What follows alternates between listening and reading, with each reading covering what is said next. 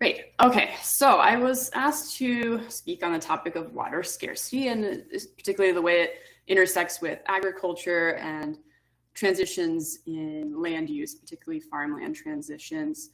And for those of you who don't know, PPIC and the Water Policy Center, we are a nonprofit, nonpartisan think tank, and our mission is to inform and improve public policy in California through independent, objective, nonpartisan research. The Water Policy Center, our thing is everything and anything to do with water in California, from freshwater ecosystems to agriculture to urban utilities to water supplies to drought to floods, what have you. And for the last couple of years, we've focused intensively on issues revolving around water and agriculture, particularly groundwater sustainability and land use in the San Joaquin Valley, which is California's largest agricultural region. So California is the nation's agricultural powerhouse. It brings in about $50 billion in annual revenue, accounts for over 420,000 jobs in the state, but water is definitely a concern. One of the things that's on top of mind for everybody most of the time is drought in California. And we're sort of in an era now of what we call the hot drought. So it's no longer just less water availability, it's also hotter. That leads to an atmosphere that's thirstier and wants to suck more water from soils and suck more water from plants. And that just feeds back into the drought cycle, making everything more intense. But this is a good reminder, especially this year, California has been much in the news for the opposite problem. California has the most volatile climate in the United States. We've always been dealing with this pendulum swing from drought to flood and drought to flood. What we're seeing now is things are getting spikier. So our dries are much drier. There's also increasing evidence that our wets may be getting wetter too, and they happen very suddenly and very quickly in a short window of time. And we see a lot of damage, particularly to farmland when that happens. And we're seeing that this year for sure. And then we have this major piece of legislation called the Sustainable Groundwater Management Act, and we refer to that as SGMA in California. This was passed in 2014, and it's basically a law that allows groundwater to be regulated in California for the first time. So California was a bit late to the game on groundwater regulation. We're kind of just one of the last Western states, I believe, to actually get to that point. So we're just in the messy beginning stages of figuring out our sustainability plans and allocation schemes set up by local groundwater sustainability agencies. So it's still quite early days, but things are definitely happening on this front. And as you may have heard already, this kind of sustainability effort is really essential for rural and agricultural economies. Without this, our aquifer will dry up, and that's something that we depend on quite a lot. So it's absolutely essential legislation, but there's no free lunch here. Of course, there are going to be costs to implementing it, a lot of changes and a lot of pain points as well, particularly for agriculture, which is one of the biggest users of groundwater in the state. But there should be some opportunities as well, as I'll highlight. And then finally, it bears noting, of course, at the Water Policy Center, we think about water all the time, but there are a lot of other pressures on the agricultural sector beyond just water. Everything from the labor market to supply chain issues to inflation. So growers are thinking about water, yes, but they're also thinking about a slew of other issues that can impact their business. Some of these issues are unique to California, but the general issue of scarcity, I would say, is familiar to most, if not all, of the agricultural regions in the semi-arid west of the United States. And the consequences of this scarcity are quite widespread. So we saw a lot of fallow farmland in our last droughts from 2012 to 2016, and that drought, well, we saw much more of an impact in the southern half of the valley. You're looking at the entire Central Valley of California here in green. This is all cropland highlighted. And we saw maybe, and then in 2021, we had something like 400,000 acres fallowed, mostly in the northern half of the valley, in the Sacramento Valley. And then as many as 700,000 in 2022, so it was especially high. And that red area you're seeing up there in the north, a lot of that is rice land. So rice farmers are particularly impacted by this. And it's not just farmland, communities are also impacted. We've seen drinking water wells go dry, especially rural systems with shallow wells. Supplies have gotten tight in some cities, even especially in Southern California, that are really dependent on imports from the surface water from the north of the state. It's been a crisis for fish, for water birds, for our freshwater ecosystems in general, and groundwater dependent ecosystems. And also just a point to remember that as water scarcity issues are on the rise, so are salinity issues. So the less water we have to deal with salinity and perform leaching operations, the more salinity becomes an issue. And that could probably be a whole other conversation, but I'll just make a note of it for purposes of this presentation. So we've sort of crunched the numbers on implementing SGMA and tried to figure out what are the costs of this piece of legislation to achieve this transition to sustainability out to 2040, which is sort of the time horizon that we have to implement the goals of SGMA. And our estimates point to more than 900,000 acres in the San Joaquin Valley that could go fallow due to the reduction in water supplies available for agriculture. And the biggest chunk of that reduction in available water supplies comes from SGMA legislation and not being able to pump as much groundwater as we would like anymore. Another little sliver of that comes from the climate change effects that I mentioned in the intensifying droughts and the sort of hotter atmosphere reducing supply availability. And another smaller chunk of that is the stronger environmental regulations that also reduce the amount of surface water we have to work with. But by far the biggest chunk is SGMA, so that's a big cost. But that kind of brings us more to the topic of this conversation today, which is if we do see that much land go fallow and we're talking just about the San Joaquin Valley now, I should say, so we're kind of zooming into ground zero for SGMA implementation in California. The San Joaquin Valley is sort of home to most of our most critically overdrafted basins. We're a little bit more endowed on the waterfront in the Sacramento Valley, farther north in California, but San Joaquin Valley is really where the rubber is hitting the road in terms of SGMA. So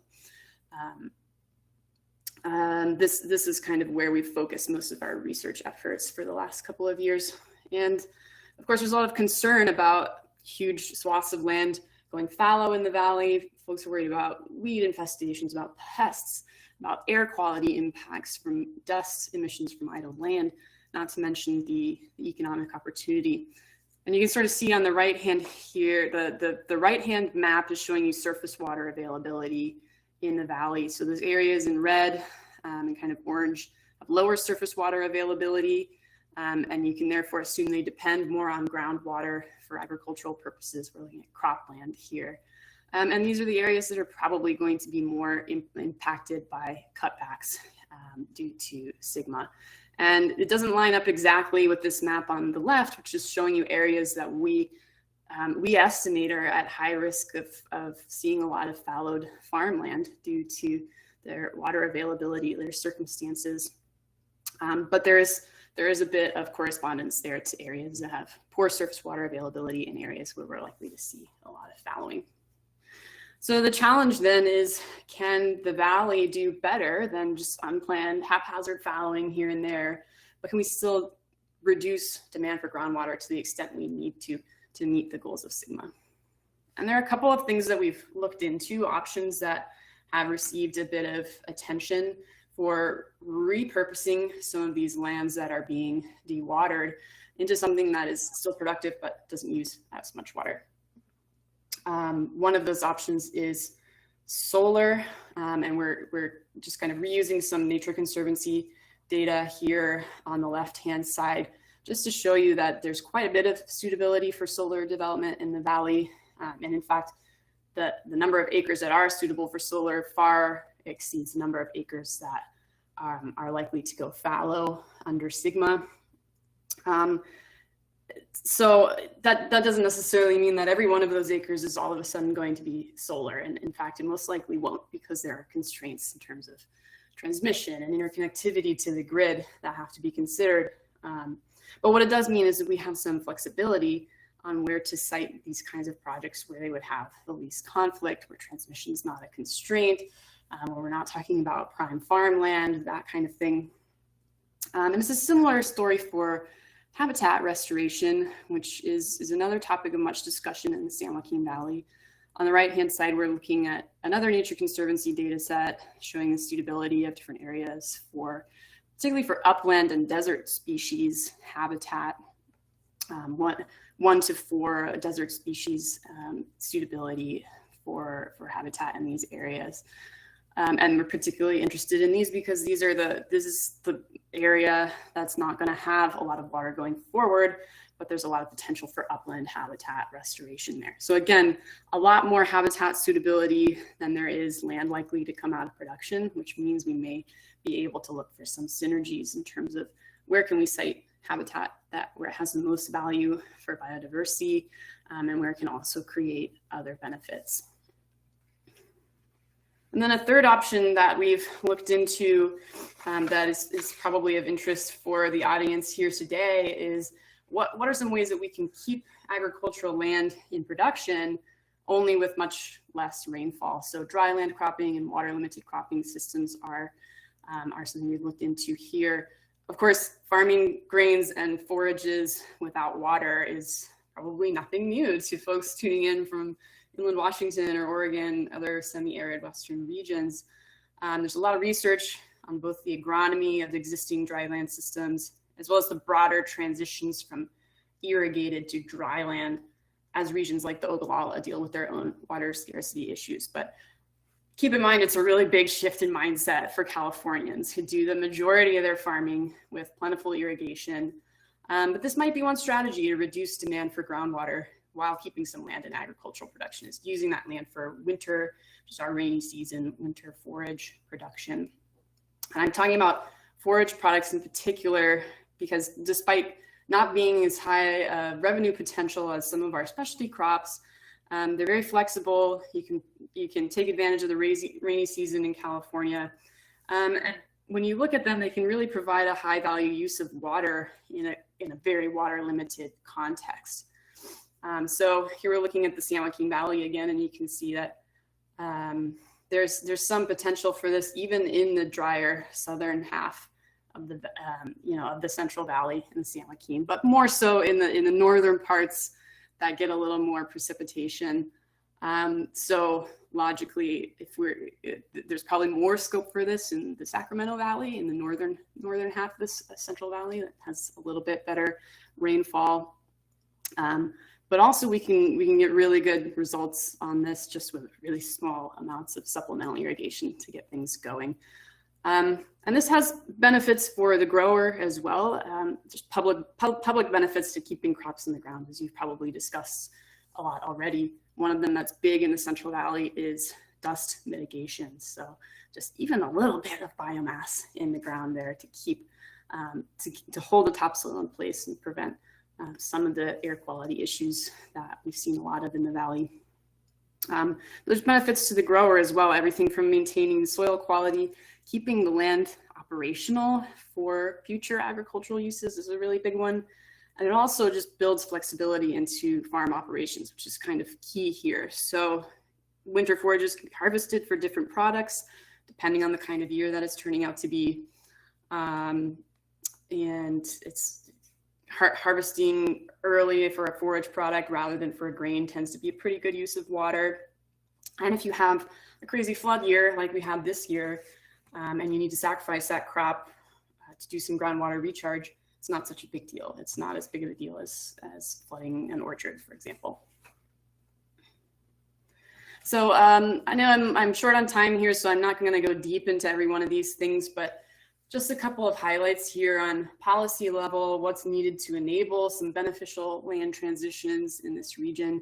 Big one here is going to be cooperative planning, creative efforts to work together and find the synergies in energy planning, land planning, water planning, and try to implement these regional efforts that are really going to allow us to leverage more of the synergies. Streamlining some permitting processes are going to be important. Better ways to measure and monitor water trading and marketing, both for surface water and groundwater. Also going to need infrastructure to move water around and energy infrastructure as well. And just in general, kind of an emphasis on projects that create benefits for more than one interest group are probably going to be very important in this context. And just real quick, I want to refocus us on soil and let you know that there's a lot of other work ongoing on these sort of questions in California. So these are some examples from some recent work going on at UC Davis from Isaiah Kizeka's lab. Groundwater is our drought reserve, right? So when we have dry years or we're not getting surface water, in many cases, groundwater is all that growers are working with, even in some of the more well-endowed Northern California basins. In recent droughts, many growers are just kind of crossing their fingers and hoping their wells didn't give out. So there's plenty of incentive to find ways to reduce groundwater use, even in those basins that aren't heavily overdrafted, might not see a ton of impacts from new regulations from SGMA. And transitioning irrigated farmland to new uses, as I've been talking about, is one way to reduce that demand. This is probably going to be inevitable in some areas that are heavily overdrafted, but there are other approaches that are going to be important as well. Keeping water in the ground, guarding it from that increased atmospheric demand, and also getting more water in the ground too through active recharge or through improved infiltration and percolation. So the soil is really centric here. It is the medium that holds and transport water in the field. So a couple of key questions here are going to be understanding like the net benefit of something like cover crops. They use water, yes, but do they save more water than they use by improving the structure of the soil? A lot of regional and crop type differences here, differences in consideration as far as management, for example, when to terminate a cover crop. Can nuts be harvested off the ground to allow for ground covers, et cetera? So some of these might be very specific to California, but all of these are ongoing, really active, interesting areas of research, and I just wanted to highlight those for you. So I'm going to leave it there. It is probably a bit of a fire hose, but be happy to answer some questions later on in the program. Thanks so much, Katie. There was a lot there, and I'm sure folks have questions. I think in the interest of time, what I'd like to do is, if you've got a burning question for Katie, grab a pen, pencil, write it down. We'll come back to it during our panel session after the break. And you're also welcome to pop it in the chat, and we'll save that for later. But for now, I want to turn the microphone over to Sarah Parmer with Colorado Open Lands. Thanks again, Katie. Thank you, Katie. That was super interesting, and I definitely have jotted down a couple of questions. I appreciate it. Good morning, everybody. I know a couple of folks on here. My name is Sarah Parmar, and I'm Director of Conservation at Colorado Open Lands. As Addie said, I just celebrated my 15-year anniversary here at Open Lands, which is exciting, but I really knew nothing about water before taking this job in Colorado. I grew up on a cow-calf operation in southeastern Arizona, where we count our water in terms of tiny puddles and how long we think the cows will be able to drink out of those. So yes, this is a brand new world when I came to Colorado, but here as a headwater state, water is absolutely top of mind. I will share my screen and my slide deck, and as soon as I figure it out, window, there we go.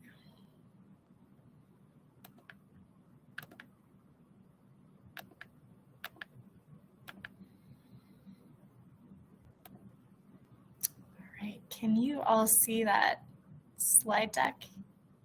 We can. It's not in presentation mode yet, though. Right, not yet. I will do that. Great. Okay, perfect. Well, the downside of this is that I can't see anyone's faces, so my apologies. Feel free to speak up, Addie, if I'm running out of time. But again, Katie, thanks so much. This was a better segue than I could have imagined. So I want to talk a little bit about easements as a tool for water management, because I truly think that much more than land development pressure, water scarcity and increasing demands on every drop of water are what is driving land use change in Colorado. And so I think that we've long recognized that water rights are really important for land conservation. They support all of these different conservation values that we structure our projects around. But I think that in the land trust world, because we do draft these conservation easement deeds at a given snapshot in time, it can be really challenging, because conservation easements are, I think, great at maintaining the status quo. But as we look at a world of change, and particularly as we think about those things that Katie highlighted in terms of what we're going to need to do to manage for growing scarcity, we have to have flexible water management, we have to have cooperation, we have to have infrastructure. I think we have to draft conservation easements in a way that tries to accommodate for those things. So I titled this slide, reimagining easements to address Colorado's water challenges, but again, these are really west-wide. This is a map showing, it's a little bit old, and this comes from our original Colorado water plan that was adopted here in the state a few years ago. Sadly, they haven't updated this map, and I love it, so I'm clinging to it. But essentially, it shows that across our state, we're looking to lose about 20% of our irrigated land, and that's largely a result of two different sources of pressure. One is conversion from agricultural water use to municipal or industrial water use, and the other is groundwater sustainability. And I'm very humbled by Katie's numbers in California, but for us, that statewide shift would still be huge, looking at losing 500 to 700,000 irrigated acres across the state. And there's definitely a very, obviously, as many of you know, a very direct tie between water use and soil health, soil quality. Here in Colorado, the only prime soils are soils that are irrigated. So as we lose those, we lose significant productivity. So I want to focus in today on specifically the Rio Grande Basin, which is here in south central Colorado. So I'll send you to a zoomed map. You can see there's two large mountain ranges. This is, of course, the Rocky Mountains.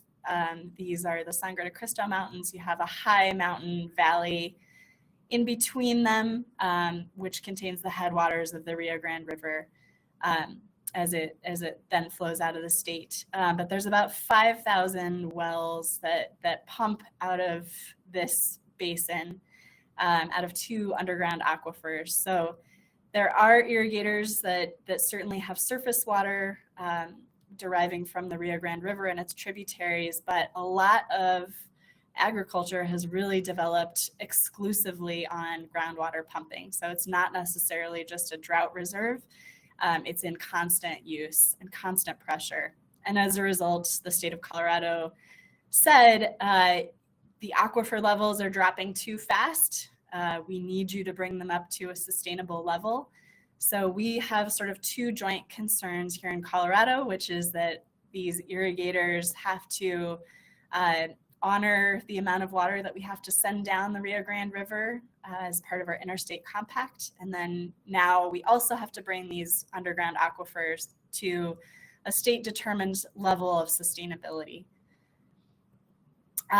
So most of the valley floor looks like this picture on the left. The picture on the right isn't meant to be some dramatic, if we lose irrigated land, this is what it looks like.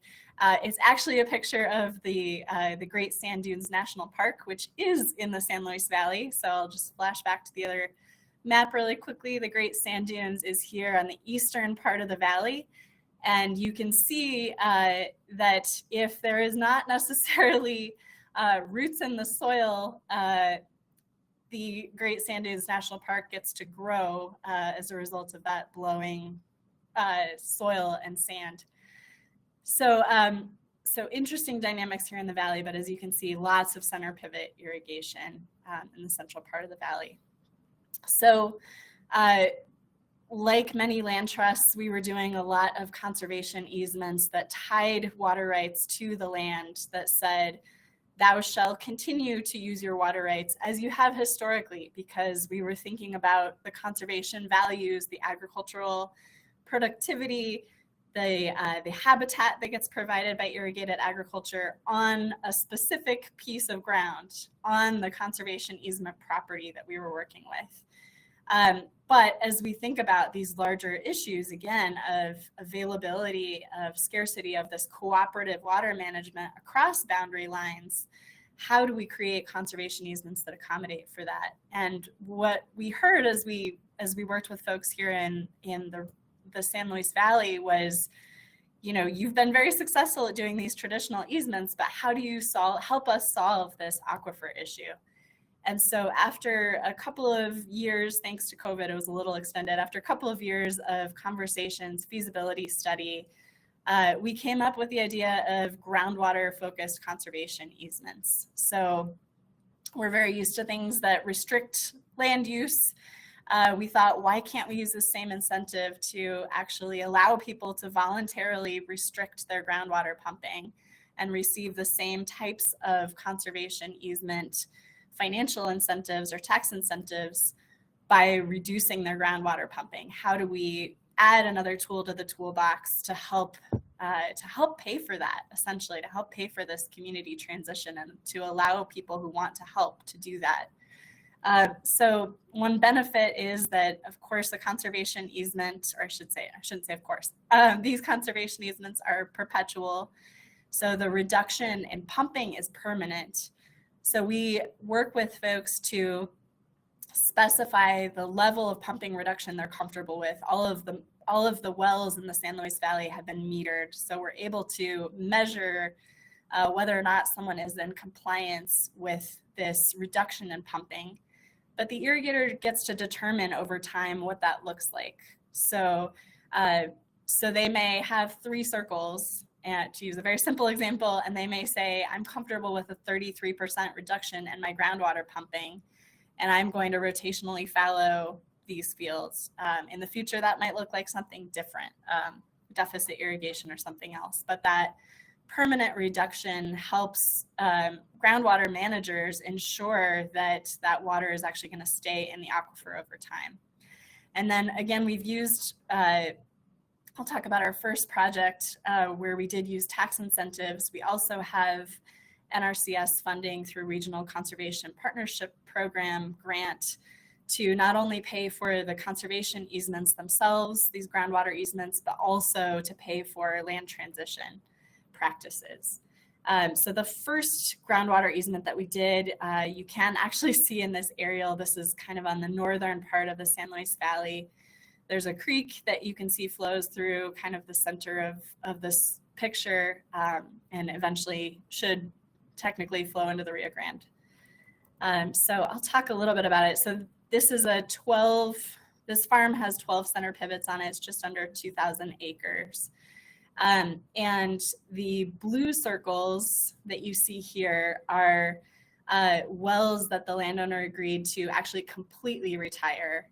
The yellow circles represent wells that have a 50% reduction. And this project is a little bit unique. It's not maybe the perfect pilot, but I just wanted to show kind of financially how this worked for the landowner roughly. These aren't the actual numbers, but it's an approximation. So the appraiser was able to look at this conservation easement and essentially compare, what would this property look like fully irrigated as it has been? How does it compare to sales of dryland properties or sales of water short properties? So the easement value turned out to be approximately 60% of this farm ground. And then in this specific case, the water management district in this area actually wanted to purchase this property because they wanted the 50% remaining water rights, so to speak, from these wells to actually pump into Saguache, or the San Luis Creek, that creek that I showed in the center of the aerial, to support increased flows. So the public benefits are that there is, there's a certain amount of acre feet per year that's not going to be pumped, that's going to stay in the aquifer, and that level of reduction in this particular groundwater management area actually means that all the other farmers in that area are going to be able to continue to operate. So again, this is kind of a shift in thinking. We're used to keeping farms in irrigation, but in this case, we're intentionally reducing and drying through the conservation easement in order to support these larger regional benefits of these other farmers staying in production. And then in this case, this increased flow, what will become essentially kind of a flow right, an augmentation water plan will actually enhance the hydrology of this creek, which essentially had ceased to flow past this property. It'll now flow into a national wildlife refuge. Sorry. So, hey, Sarah, I'm gonna jump in and say maybe you can wrap up in like another minute or two. Absolutely. Yes. Sorry to cut you off. Not at all. So I'll just very quickly talk about the other kind of tool that we're using or thinking about, which is just increased flexibility in our water rights language for easements, and specifically allowing for water leasing, either for in-stream flow purposes or especially for farm to city leasing, because we believe that if we can encourage cities to lease water, they won't necessarily buy and dry farmland. So then we can work with those farmers, again, on their soil health, on protecting that resource, but without fully drying those farms. And then lastly, I'll just say here in Colorado, I think we, through our state tax credit program for conservation easements, have allowed water entities to be eligible for those state income tax credits. And there's also some farm bill work to allow these kinds of entities to be eligible for NRCS funds, because I think as we look at, and I'll just stop sharing, as we look at increased participation in water markets and farmland purchases by investors, essentially, it becomes harder and harder for that water to stay in local control. And so if we can use water districts, ditch companies, things like that to purchase farms and leverage that collective purchasing power, conserve them, and then resell them to irrigators, it retains much more of that local control. So thank you so much. Thanks so much, Sarah. That was fantastic. Again, I'm going to ask that folks hold their questions, and we'll transition to Sarah DeMickey. And Sarah, I'll have you try to wrap up by about like 9:51 so we can still give folks a abbreviated break, and then we'll regroup. That sounds great. Thanks, Addie.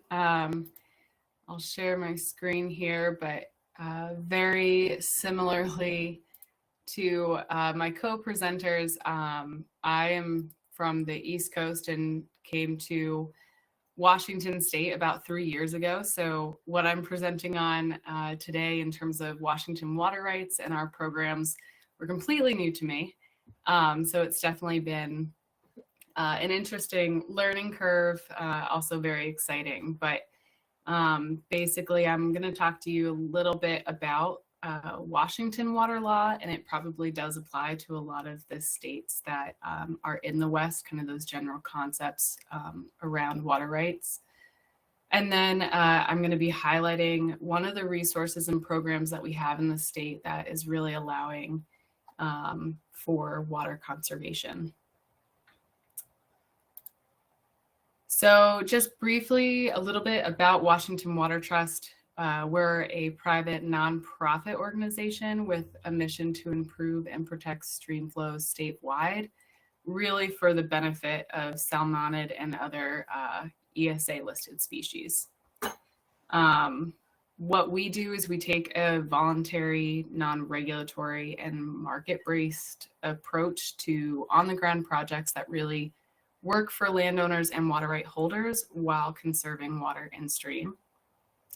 And so we work directly with water right holders and other partners to try to create solutions that work for future water use on farms and still also provide habitat and flow for fish. And then we really do that with funding from private and public sources. And we do this through trust water agreements that I'll talk through in a little bit.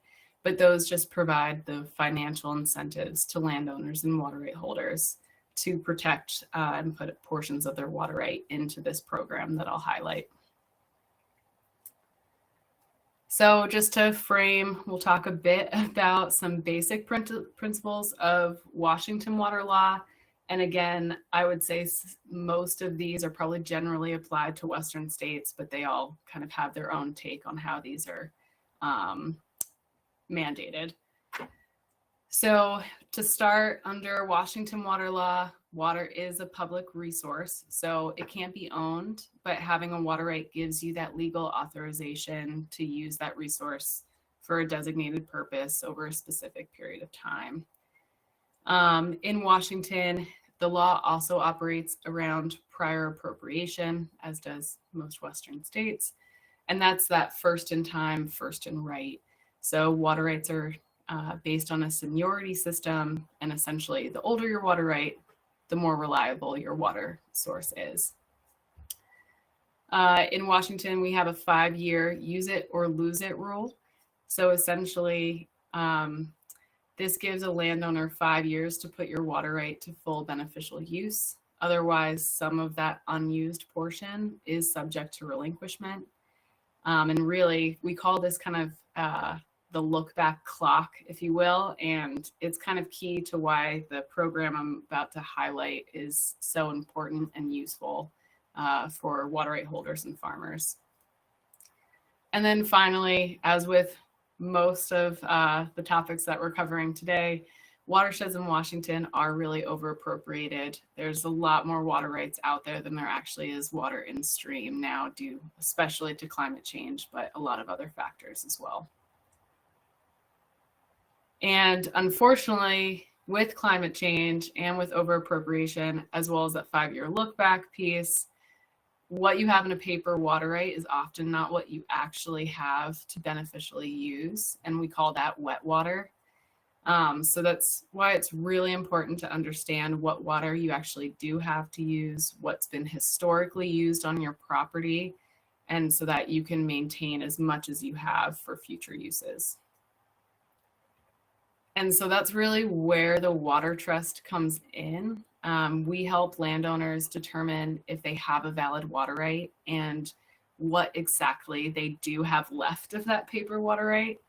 And a lot of that is through confidential due diligence assessments and reviewing historic water use and records to really work with them to determine what they can use on farm, what they could potentially put into the Trust Water Rights program, which is this fabulous tool that we have in Washington State. It was first started in the Yakima Basin here in the state in 1989, but then was adopted statewide in 1991. And essentially, it's a program created to hold and protect water rights for future uses while enhancing in-stream flows.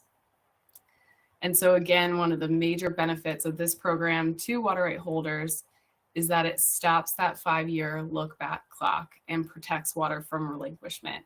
So when you put a water right into this program, its use switches from irrigation or municipal water, let's say, to in-stream flow. So it's technically still being used, and therefore you can't lose it. It's managed by the Department of Ecology, so all changes have to go through them. But however you put your water right into this program, all of the attributes stay the same, including seniority, which is also makes it really attractive for landowners. And it offers a lot of flexibility. You can put your water right in there temporarily, permanently, part of your water right the entire. You can really cut it however you want to, which is nice. And so the way the Water Trust uses this program is we work with water right holders and landowners and enter into what we call trust water agreements. And these are those voluntary market-based projects I was talking about that really work with the landowner to figure out how much water that they have, what they want to do in the future with their property, and figure out how we can financially incentivize them to put either a portion of their water right or their full water right into this program for the protection of in-stream flows. And so when we develop these transactions, we really want to make sure that we're putting water in stream when and where it's available, while also figuring out what works best for the landowner and the farmer. And so this is just a quick list of a lot of the different types of projects that we can basically pair with the Trust Water Rights program and really get those win-win solutions for farmers and for fish. And so I'm going to run quickly in our remaining time through 3 projects that highlight how this program can be used and how we've used it. The first is a conservation easement. So thank you, Sarah, for your presentation beforehand. On the Touchet River in the Walla Walla Basin, which is in southeastern Washington and northeast Oregon, a lot of partners came together to create a 3-mile contiguous conservation easement and riparian restoration area. And on one piece of this easement, it did encumber some irrigated acreage on a landowner's property. And so I worked with him to figure out what portion of his water right he was no longer going to be able to use, and we were able to financially compensate him for that portion of water and place it permanently into the trust program. So conservation easement benefits were great for the river, but then there was some additional in-stream flow that's now for the benefit of fish in that added habitat. Another project that we're kind of in the exploration phase around is dry farming, especially exploring this in Western Washington, where there's a lot more rainfall than there is in Eastern Washington. And we're really trying to see if we can use trust water agreements with farmers now in combination with dry farming methods to figure out how you keep surface water in stream instead of being diverted, but still have that on-farm profitability. And so we've done a lot of outreach and education to consumers. And then we did also attempt to have a pilot project to look at profitability differentials, but that ultimately wasn't funded. So we're trying to figure out how we can focus this a lot on dry farmed wheat, the wine industry in Washington, and other sorts of projects like that. And then finally, we have also been exploring using recycled water as an alternative or source switch from surface water so that water remains in stream in the Trust Water Rights program, so permanently protected, but farmers still have water to irrigate their crops. So this is one pilot study that we've done in the Sammamish Valley in Western Washington. It's a 2-year study comparing crops grown with Sammamish River water versus King County recycled water.